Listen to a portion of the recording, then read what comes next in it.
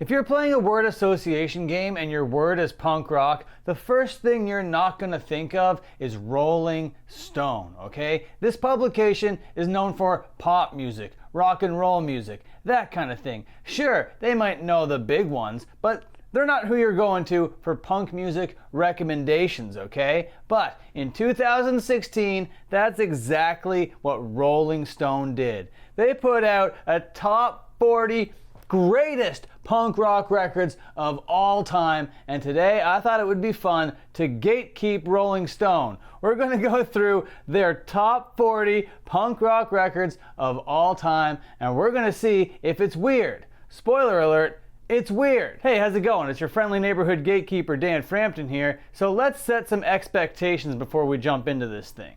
This is Rolling Stone, okay? So I'm expecting this thing to be all out of whack and all over the place. These guys are probably going to include a whole bunch of like proto-punk, Godfather type stuff that I wouldn't include in a best of all time punk rock list. I would probably save those names for a whole other list, okay? So if we come across some New York Dolls or Iggy Pop or anything like that, then I'm gonna be like, this doesn't belong here right away. They're probably also gonna call a bunch of new wave, indie, and art rock stuff punk rock. Now I'm gonna disagree with that right off the bat, but punk rock is one of these genres that has a multitude of subgenres, so I gotta let some stuff fly. And there might be exceptions within subgenres, okay? So I might disregard one thing for being new wave, but another thing is so punk rock, even though it's new wave, so it makes the list. So this is just gonna be all over the place. I know it is, because this is Rolling Stone. I had a cursory glance at this, and I was like, what are you doing, Rolling Stone? So let's do a little bit of a deeper dive into this thing. When we take a look at their number 40 best record of all time, is this Dead Kennedys thing over here, Fresh Fruit for Rotting Vegetables from 1980. I'm okay with this placement, okay? This is an alright place for this record. And then going down, okay, this is when we're starting to get a little bit art poppy, but Devo is kind of known as being like an art rock, punk rock band from way back in the day. So I'm gonna let this one fly, and everybody knows this, this record, but top 40 punk records of all time, I'm not sure if I agree with that, but I'm okay with them putting it here, you know? And if we go down to 38, I'm like, whoa, I haven't seen this record cover before. That's because it's coming from 2014, which I think is like the most recent record on this list. Coming from White Lung, they put out Deep Fantasy. Now I gave this thing a listen, and I think that Rolling Stone was just, okay, we need a new band, something new and fresh. We gotta be perceived that we have our ear to the ground here, so we're gonna put on this thing just out of nowhere. And I don't really agree with it, especially being the 40 greatest punk records of all time. And when we're talking about greatest, we're talking about like influence, we're talking about technical ability, we're talking about like songwriting, and like Kavorka, like the animal magnetism of a band, of a record, okay? Those are going to be the kinds of things that we're going to look at when we look at the best punk records of all time. And this thing just falls short on a lot of levels there, okay? Now here's where another argument is going to be. Are we going to allow pop records on this thing? Now, I'm gonna set a couple ground rules. Some of them maybe yes, some of them maybe no. I don't know what to tell you, okay? If you kind of started as a punk band, you cut your teeth as a punk band, you got signed to a major label, and you still kind of did your own thing, you still kind of like made fart jokes, and we're like kind of clowning around, then I'm gonna be like, that's okay. So that means this is okay. And 37, to me, that's criminally low. This thing was super influential and massive as hell. So I think that this thing would be a little bit higher, like top 20 probably. And I'm really stoked to see Penis Envy by Crass on here. I didn't think Rolling Stone was gonna have Crass on here. If you're not familiar with Crass,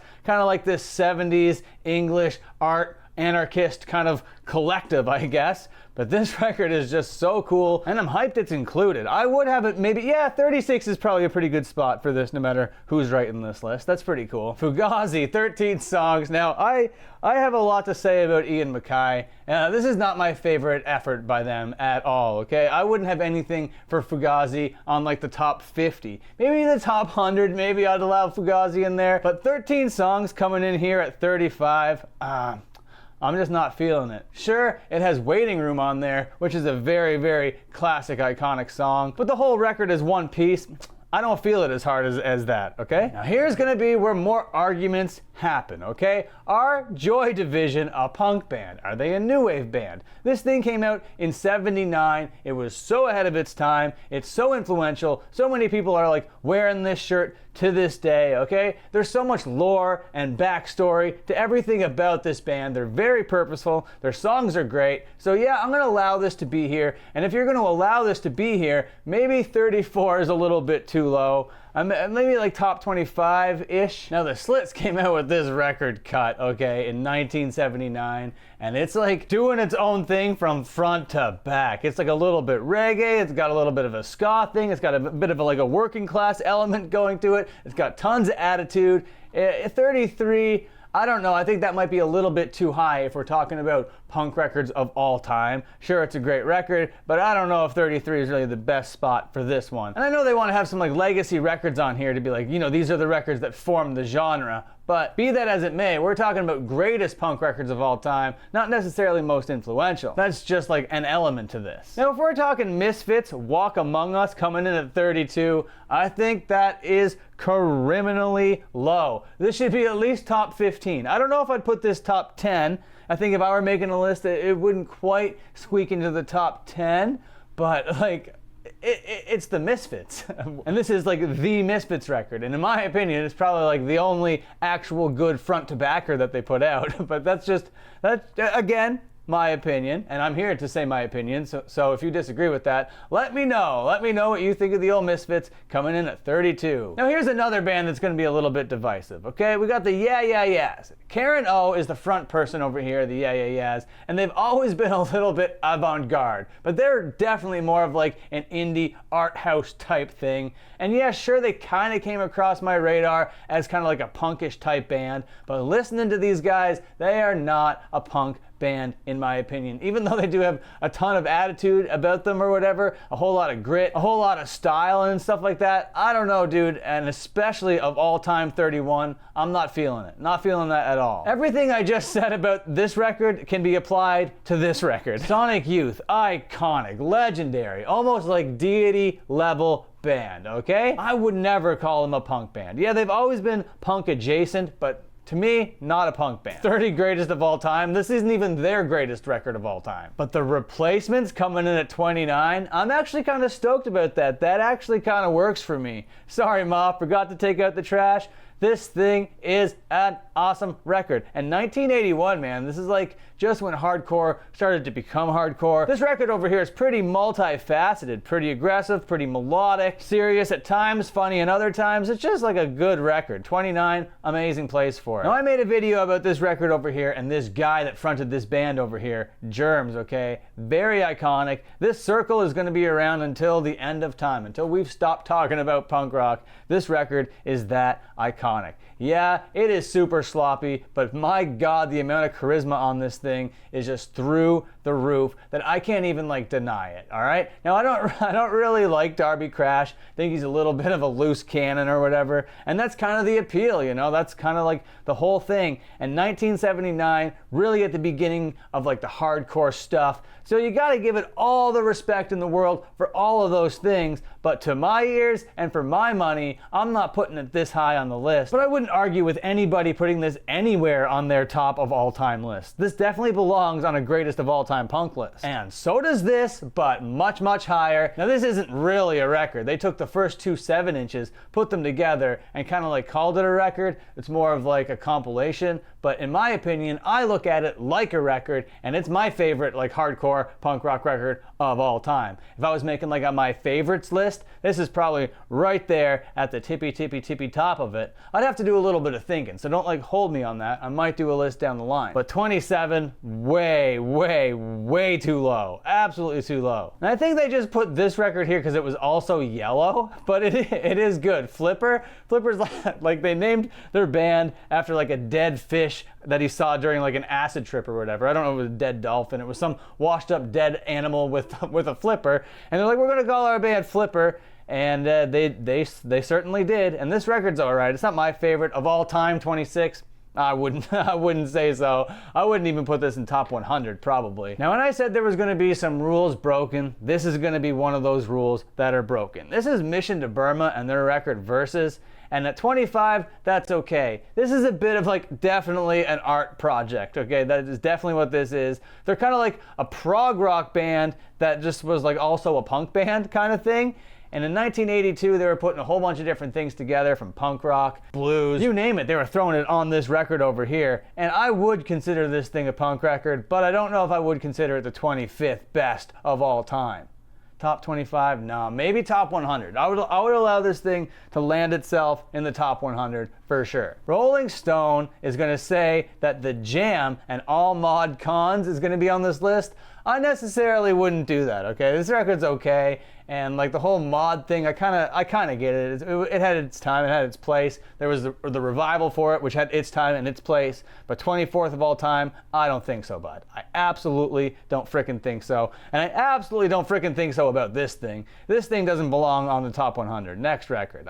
Next fucking record. Yeah, now Bikini Kill, you can make an argument for this band to be at the top of the list, at the bottom of the list, on any sort of different kind of punk rock list. This thing can find its way onto it. And in my opinion, it does actually belong a little bit higher. I will say that this is probably like at least cracking the top 20, okay? It's at least 2 spots behind. Now, Richard Hell and Television, I don't like them at all, okay? You're not gonna come to me to talk about this band. I just absolutely don't like them. I don't like this guy at all, so I don't wanna talk about this record. Blech, poo-poo. But this record over here, X-Ray Specs, god damn, this thing is so influential. You go back to this record, and it's like all over the map, and maybe a little bit too poppy and catchy to be considered like a punk record in places, but this thing has got so much grit, so much personality, and it just does its own thing so well. I would actually put this thing maybe a little bit higher. No, okay, just cracking the top 20, starting the top 20, all right? I'll allow it. I think that's okay, you know? Bad Brains at 19, are you kidding me? This is a top 5 definitely of all time. If you're talking punk records, if you're talking hardcore records, this is definitely in my top 5. And I don't know if I can be argued against that. This is just like that good, that iconic, that influential of a record, okay? This thing would be a lot higher on my list too. And I talk about this record a bunch on my channel, so I'm just gonna like move on to the next one. If you wanna hear me talk about this record, you can just like keep watching the channel and I will eventually talk about it more. And like, what an album cover. God, I love it. Okay, now Television. I told you I don't like Television. I'm not gonna be singing any praises over here. No praises sung.